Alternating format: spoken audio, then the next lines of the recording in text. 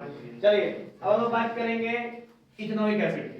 ठीक है, इथेनॉल समझ गया। इथेनोइक एसिड, इथेनोइक एसिड नाम से पता चलता है कि एसिड। ठीक है, इसको हम लोग C2H5 से C2H5 डबल OH या फिर CH3COOH से रिप्रेजेंट करते हैं।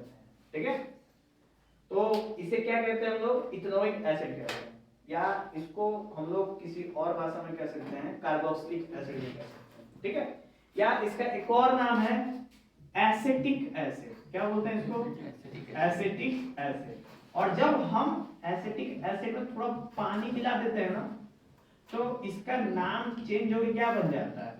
विनेगर। विनेगर का मतलब सिरका। सिरका कह सकते हैं इसको। ठीक है, और सिरका का यूज कहाँ करते हैं? तो अचार में सिरका यूज करते हैं बहुत ज्यादा। तो ये हो गया हमारा पहला इसका फिजिकल प्रॉपर्टी का कंडीशन। दूसरा है इसकी जो बॉइलिंग पॉइंट है वो 118 डिग्री सेल्सियस है।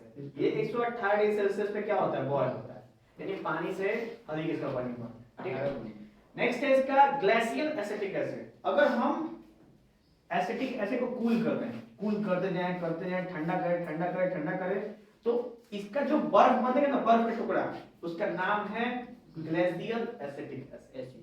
ठीक है, बिल्कुल ये विनेगर की एसिड होगी। क्लियर? नेक्स्ट, तो ये था बेटा इसका फिजिकल प्रॉपर्टी। कौन कौन सा? विनेगर, बॉइलिंग पॉइंट और फ्रीजिंग, जो उसको फ्रीज कर दो। तो ये दो तीन पॉइंट हैं जिससे हम कह सकते हैं कि ये इसकी फिजिकल प्रॉपर्टी है। एक और बात, इथेनोइक एसिड पानी में आसानी से घुल जाता है, बहुत ज्यादा दिक्कत नहीं होती, इजीली मिक्सिंग हो जाता है। समझ? आप देख के बता सकते हैं कि ये पानी है कि एसिटिक एसिड। ठीक है, वो अच्छे में क्या होता है? अच्छे से मिक्स। ठीक है, नेक्स्ट है हमारे पास केमिकल प्रॉपर्टी। केमिकल प्रॉपर्टी सबसे पहले क्या है? लिटमस। अगर एसिड है, रेड लिटमस डालोगे तो क्या हो जाएगा? हाँ,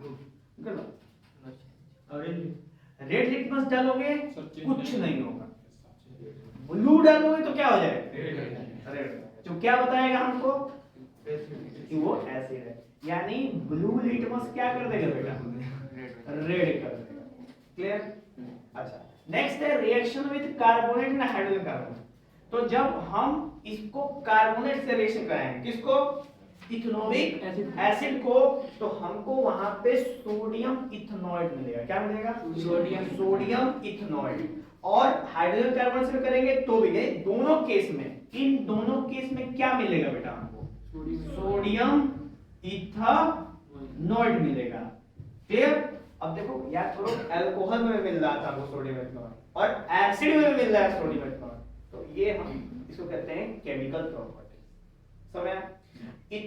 जो अल्कोहल था उसमें हम लोग केवल सोडियम का उपयोग करते थे, यहाँ पे हम उसके कार्बोनेट का उपयोग कर रहे हैं और हाइड्रोजन कार्बोनेट का उपयोग कर रहे हैं। ठीक है, नेक्स्ट है इसका रिएक्शन विद सोडियम NaOH। जब हम इसको NaOH से रिएक्ट करेंगे तो क्या बनेगा वहां पे?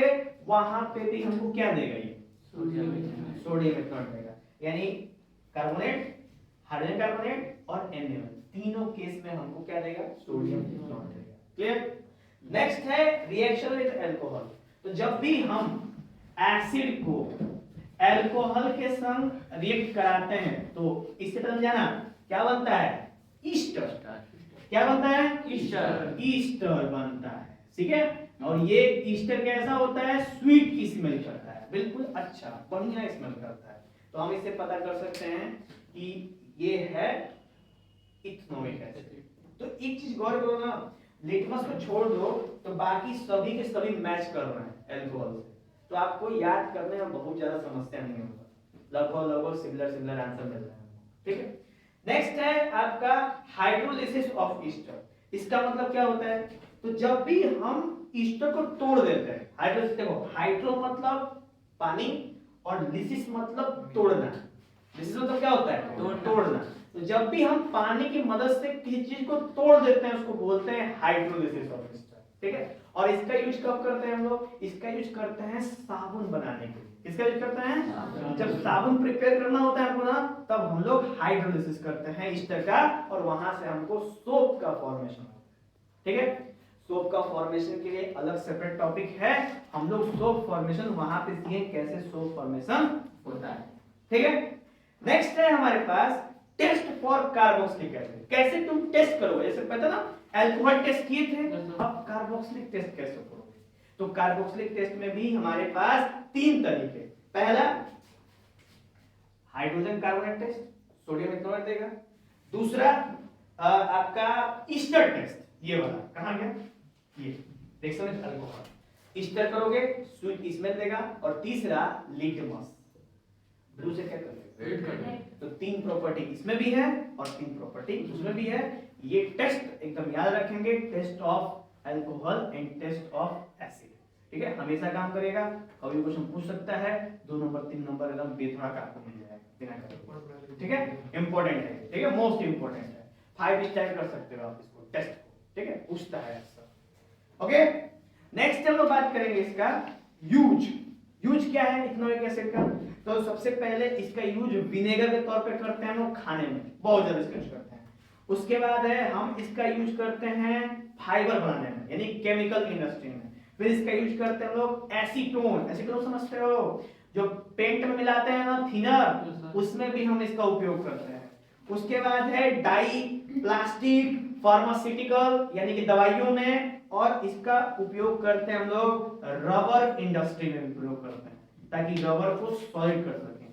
वो जो टायर होता है ना, वो सॉलिड कैसे बनता है, इसका भी उपयोग करता है, यानी इथेनॉइक एसिड का भी उसमें उपयोग होता है। ऐसे नहीं कि रबर को ऐसे घुमा दिया टायर बन गया, नहीं, टायर को बनाने के लिए कोई सा प्रोसेस है, उस प्रोसेस में क्या करता है, ये हेल्प करता है, ठीक है, इतना।